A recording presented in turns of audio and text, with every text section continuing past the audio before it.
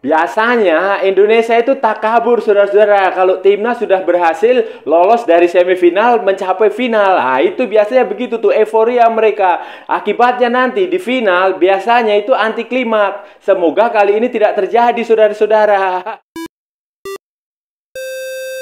Halo saudara-saudara, jumpa lagi dengan komentator gadungan di sini dengan komentator yang gadungan.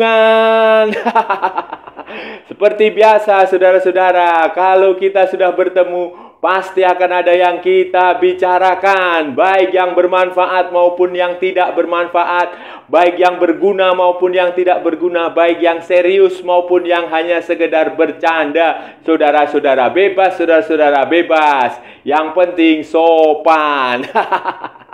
Dan hari ini saudara-saudara kita akan membahas tentang final SEA Games 2023 yang mempertemukan Indonesia dengan Thailand.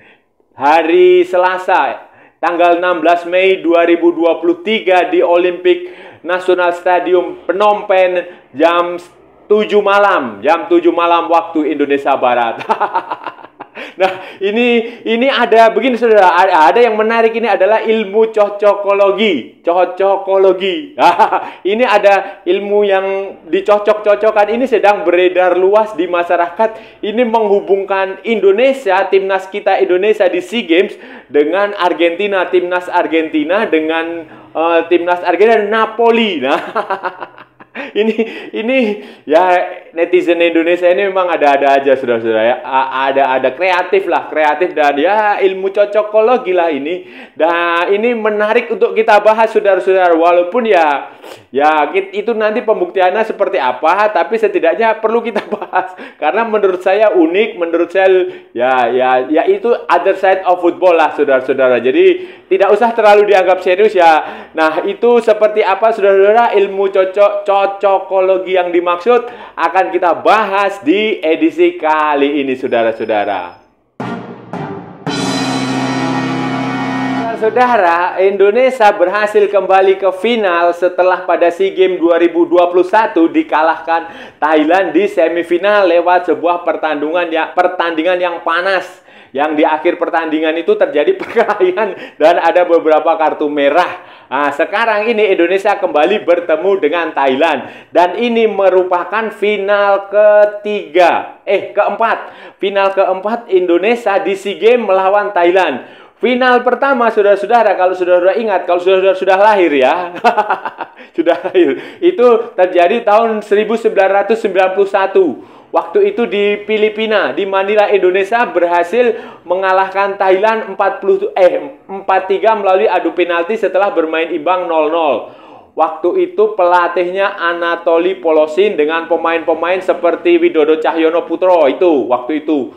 Peris Andria, itu ada pokoknya generasi emas itu. Kemudian setelah itu saudara-saudara Indonesia ketemu lagi tahun 1997 di Jakarta. Dan hasilnya adalah Indonesia kalah adu penalti. Dan kalau seingat saya waktu 97 itu terjadi kerusuhan setelah Indonesia dikalahkan Thailand. Waktu itu pelatihnya Heng Wulem. Dan pemainnya itu kalau nggak salah sekarang ini ikut jadi asisten pelatihnya Indra Safri itu seperti Kurniawan, seperti Widodo Cahyono Putro. Itu adalah generasi PSSI Primavera yang baru kembali dari Italia pada waktu itu. Kemudian yang terakhir itu pertemuan Indonesia dengan Thailand itu tahun 2013. SEA Games 2013 itu kalau nggak salah di Myanmar. Di Myanmar atau di mana nih ya? Yaitu SEA Games 2013 itu Indonesia kalah. Waktu SEA Games 2013 itu kan sebelumnya 2011 kan Indonesia runner up. Dan 2013 itu Indonesia sedang konflik kepengurusan PSSI sehingga tidak terlalu serius mempersiapkan diri tetapi mampu tampil di final. Sayangnya tim yang saat itu tampil harus mengakui keunggulan Thailand yang memang sangat-sangat bagus saudara. Dengan final 2023 ini saudara-saudara, SEA Games 2023 di Kamboja. Ini Indonesia sebenarnya ini seperti deja vu pada final Piala AFF U22 tahun 2019. Kalau saudara-saudara ingat, waktu itu Indonesia mengalahkan Thailand 2-1. Venue-nya, pertandingannya, tempat pertandingannya ada di di Kamboja ini, di Olympic Stadium Nasional, Stadium Phnom Penh ini. Waktu itu Indonesia menang 2-1 mengalahkan Thailand, saudara-saudara. Dan pelatihnya, saudara-saudara, kalau saudara pelatihnya ya Indra Safri ini. Jadi ini seperti deja vu. Kalau ya entah kebetulan atau entah sudah takdir garis yang maha kuasa, ini waktu itu juga Indonesia pelatihnya Indra Safri, dan sekarang juga Indra Safri tampil lagi di SEA Games final ketemu Thailand, mainnya di tempat yang sama, dan waktu itu juga Indonesia bermain dengan kurang lebih bermainnya bagus, saudara-saudara. Waktu itu hampir sama dengan hampir saat ini, walaupun kemudian setelah itu tampil di final SEA Games juga Indonesia dikalahkan Thailand. Jadi ini ya kalau kita bicara cocokologi ya kita cocok-cocokkan saja. Kemungkinan ini bisa mengulang apa yang terjadi tahun 2019 pada final Piala AFF U22 di Kamboja juga.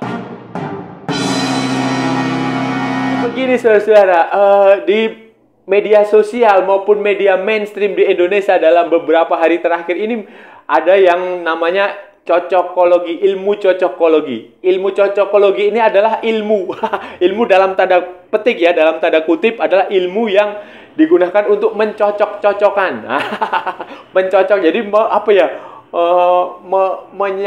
pokoknya dibikin seolah-olah sebuah kebetulan atau sebuah diatur atau apa yang supaya cocok-cocok lah. Jadi ada fenomena tertentu terus dicocokkan dengan fenomena ini.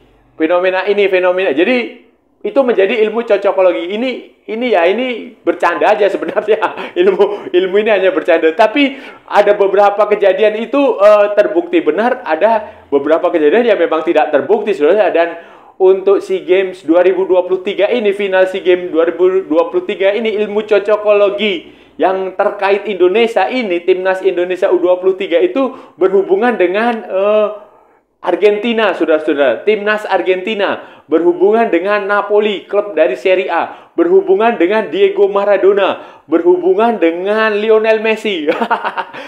Kenapa ini berhubungan dengan Argentina itu, saudara-saudara?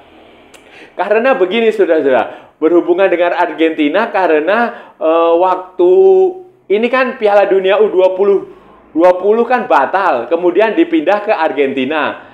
Nah, tampaknya ini juga berkaitan dengan kenapa harus mencocokologi Argentina. Selain itu juga, saudara-saudara, ada rumor kemungkinan besar Indonesia akan mengadakan FIFA Matchday pada edisi Juni dengan Argentina. Jadi, netizen Indonesia kreatif, orang-orang di Indonesia kreatif, kemudian menghubung-hubungkan cocokologi ini, Argentina ini, dan kebetulan juga Argentina dan Napoli ini terkait erat. Nah, sekarang dikaitkan dengan Indonesia, saudara-saudara. Jadi ilmu cocokologi apa, saudara-saudara, yang dimaksudkan? Ilmu cocokologi apa yang berkaitan antara Indonesia, antara Argentina, antara Napoli, antara Diego Maradona, antara Lionel Messi? Jadi begini, saudara, ilmu cocokologi yang maksud ini berkaitan dengan pada 1986 Argentina, timnas Argentina menjuarai Piala Dunia di Meksiko, Piala Dunia 1986. Semua orang udah tahu lah itu. Kemudian, saudara-saudara, setelah Piala Dunia pada 1987, musim 1986-1987 di Serie A, Napoli menjuarai kompetisi, menjuarai Serie A 1986-1987. Pemainnya juga Maradona, saudara-saudara, waktu itu. Nah, di saat yang bersamaan, saudara-saudara, 1987 itu Indonesia, timnas Indonesia waktu itu masih timnas senior ya, belum timnas U22 maupun atau timnas U23, itu meraih medali emas SEA Games 1987 di Jakarta. Itu medali emas pertama Indonesia. Waktu itu Indonesia mengalahkan Malaysia di final. Di final 1-0 hasilnya.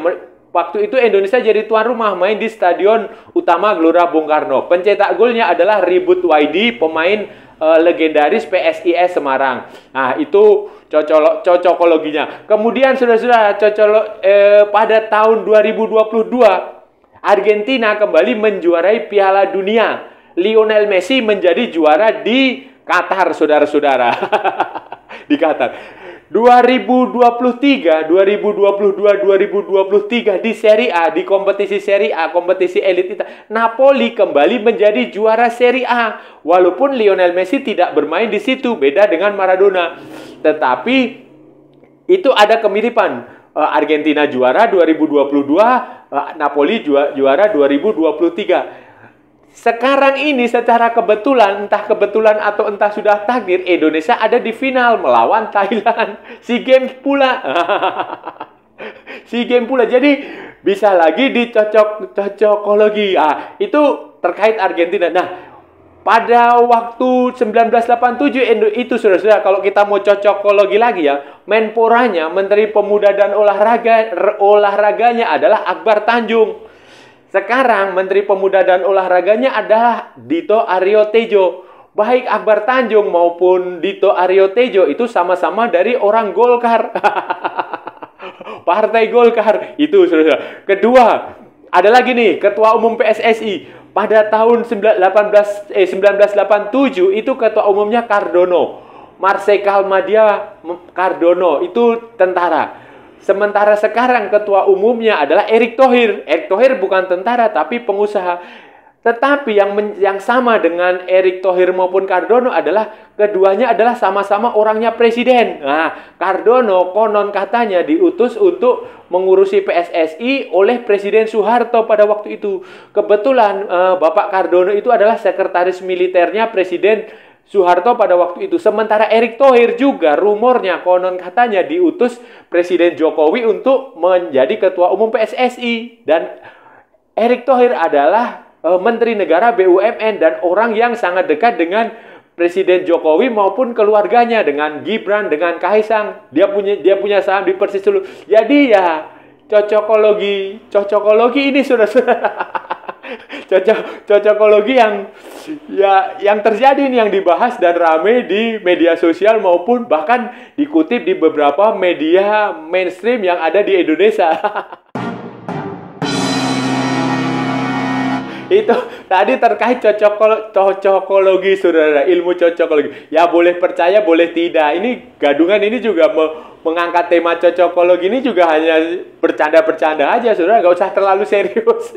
Ini hanya bercanda. Nah, yang serius yang kali ini saudara-saudara, yang kali ini kita akan bicara tentang kualitas teknis permainannya Thailand itu seperti apa saudara-saudara. Kalau ini tidak serius dan tidak cocokologi saudara. Kenapa saudara-saudara? Karena Thailand itu punya beberapa pemain yang harus benar-benar diwaspadai oleh para pemain Indonesia. Pelatihnya itu Sri Taro atau siapa? Isara Sri Taro. Itu pelatih yang cukup ya, pelatih lokal yang punya kemampuan bagus lah. Dia waktu itu dia adalah asistennya Akira Nishino, pelatih Thailand sebelum Manu Polking yang orang Jepang, yang pernah membawa Jepang tampil di Piala Dunia 2018 atau berapa ya. Itu pokoknya seangkatan waktu itu. Kalau di Korea Sintayong, kalau di Jepang Akira Nishino. Tetapi kan Akira Nishino itu gagal meloloskan Thailand ke Piala Dunia, ke fase akhir kualifikasi Piala Dunia, sehingga digantikan oleh Manu Polking. Dan si Isara Sri Tano ini adalah asistennya si itu tadi Akane Nishino, dan dia punya pengalaman juga di beberapa klub lokal Thailand, salah satunya PT Prachuchap. Waktu itu PT Prachuchap itu di situ ada Yanto Basna, kalau saudara ingat. Jadi Isara Sri Tano ini pernah melatih Yanto Basna di Prachuchap. Nah, setelah itu dia melatih di tim U20, tim junior, dan sekarang dipercaya melatih tim U23 Thailand, 23 dan 22 Thailand dengan formasi dasar dia adalah 4-4-2. Itu formasi dasar dia, dan dia sangat bagus ini pelatih. Strateginya bagus, kemudian cara bermainnya juga bagus, saudara.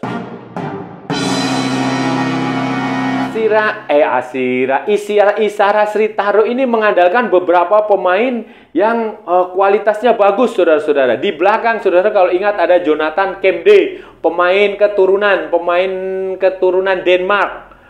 pemain Denmark, keturunan Thailand Denmark, yang kalau saudara ingat pada tahun 2021, SEA Games 2021 itu jadi provokator.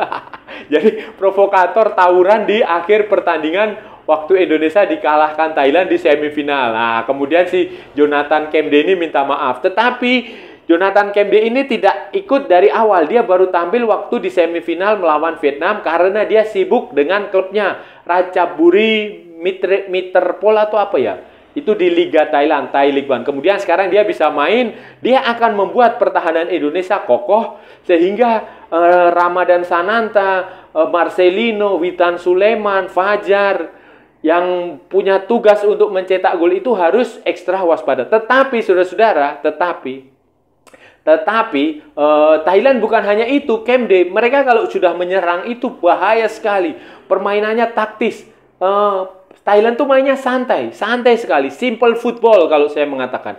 Simple, bola mengalir dari kaki ke kaki, kemudian tahu-tahu sudah ada di depan gitu aja. Jadi beda dengan Indonesia yang terlalu banyak menggiring bola. Beda dengan Vietnam yang terlalu menggiring bola, terlalu mendribble. Tapi kalau Thailand ini dia simple saja. Bola mengalir, maju dari belakang ke tengah ke depan, umpan dari sayap, long ball, mereka tidak takut atau mereka terobosan, kemudian cetak gol. Nah, begitu. Dan ada beberapa pemain Thailand yang harus diwaspadai, saudara-saudara. Salah satunya itu yang top skor mereka itu, yang mencetak paling banyak gol di SEA Games kali ini itu pemain dari Port FC. Klubnya Madam Pang, si Terasak Terasak Poipimai. Ini dia sudah 4 gol atau berapa ya? Atau 3 gol. Pokoknya itu dia top skornya Thailand. Itu si Poipimai ini, Terasak ini sebenarnya nyaris tidak bisa bergabung ke timnas Thailand. Tetapi karena ada intervensi dari kesadaran, bukan intervensi ya, kesadaran dari Madam Pang. Madam Pang dia merelakan pemainnya si Terasak ini untuk berangkat ke SEA Games untuk meninggalkan Thai Port FC supaya dia bisa bermain di SEA Games, dan hasilnya lumayan bagus, saudara-saudara, lumayan bagus.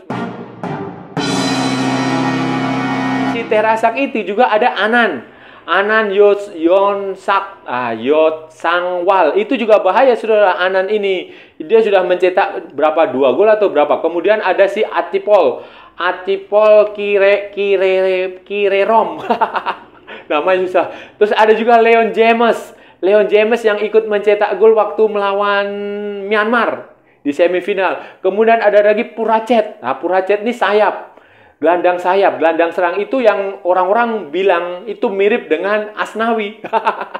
Wajahnya mirip Asnawi, padahal ya saya rasa nggak terlalu mirip, saudara-saudara, biasa aja. Nah, itulah beberapa pemain Thailand yang harus diwaspadai, selain juga cara main Thailand yang sangat sederhana, yang simple, yang tidak terlalu bertele-tele. Mereka akan mengalirkan bola 1-2 sentuhan, dan ketika Thailand ini sudah unggul, saudara-saudara, biasanya mereka akan mencoba unggul. Setelah itu mereka akan defend, dan defend mereka itu sangat disiplin.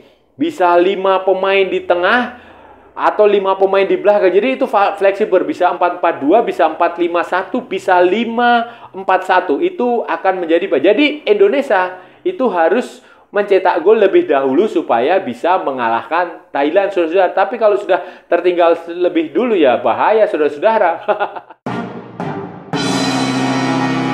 Nanti kesimpulan gadungan bagaimana? Saya sih sebagai orang Indonesia, saya harus optimistis, saudara-saudara.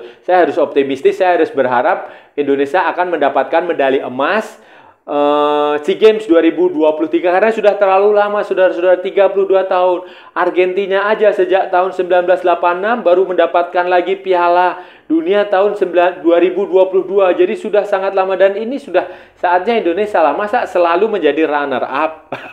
Tetapi itu juga bisa tercapai, saudara-saudara, asalkan faktor non teknis itu dijaga. Faktor non teknis itu apa? Tidak euforia, saudara-saudara, tidak sesumbar, tidak takabur, karena itu sudah menjadi tradisi Indonesia itu seperti itu.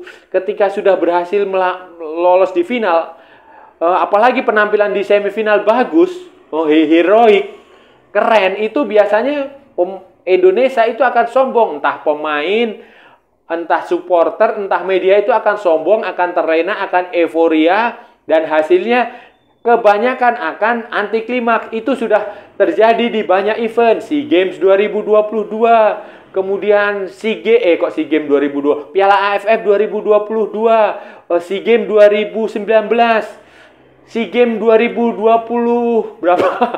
2011, Piala AFF 2010, SEA Games 1997, dan masih banyak lagi yang lainnya, saudara-saudara. Jadi saran saya ya biasa aja, jangan euforia dulu, jangan takabur, jangan lagi mengaitkan dengan lokal pride, asing pride atau apalah. Semuanya ini kerja kolektif, kerjasama antara Sintayong sebagai pelatih kepala dengan Indra Safri sebagai pelatih interim, pelatih sementara untuk timnas U22.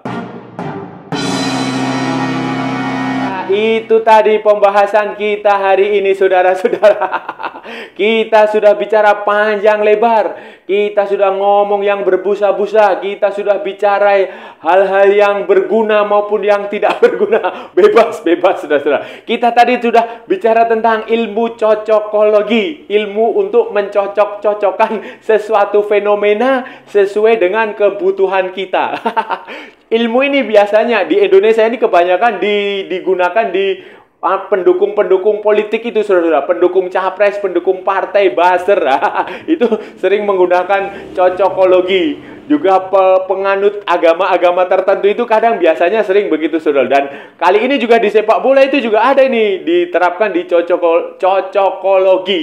Ilmu cocokologi khususnya tentang Indonesia melawan Thailand di final SEA Games 2023. Dan kita tadi juga sudah membahas yang bukan ilmu cocokologi. Kita sudah membahas urusan teknis, bagaimana sejarah pertemuan Indonesia dan Thailand, dan apa yang harus dilakukan, juga pemain-pemain yang berbahaya. Itu pokoknya udah kita bahas tadi semua di edisi kali ini, saudara-saudara. Dan saya rasa udah cukup ya. Kalau ada salah-salah kata ya mohon maaf, saudara-saudara. Namanya juga gadungan. Tetapi kalau benar, itu sebuah kebenaran, saudara-saudara. Kalau saudara-saudara merasa channel Komentator Gadungan bermanfaat, berguna, menghibur, menginspirasi, silahkan like, share, and subscribe. Tapi kalau tidak, ya abaikan saja, saudara-saudara. Skip. Jangan di-report, kasihan saya. Ikuti pula akun media sosial Komentator Gadungan, ada di Instagram, ada di Facebook, dan ada di TikTok. Dan oke, saudara-saudara, sampai di sini dulu edisi kita. Nanti kalau ada waktu kita sambung di edisi-edisi selanjutnya yang tidak kalah kurang bergunanya. Oke, saudara-saudara, sampai ketemu lagi. Salam olahraga dan merdeka.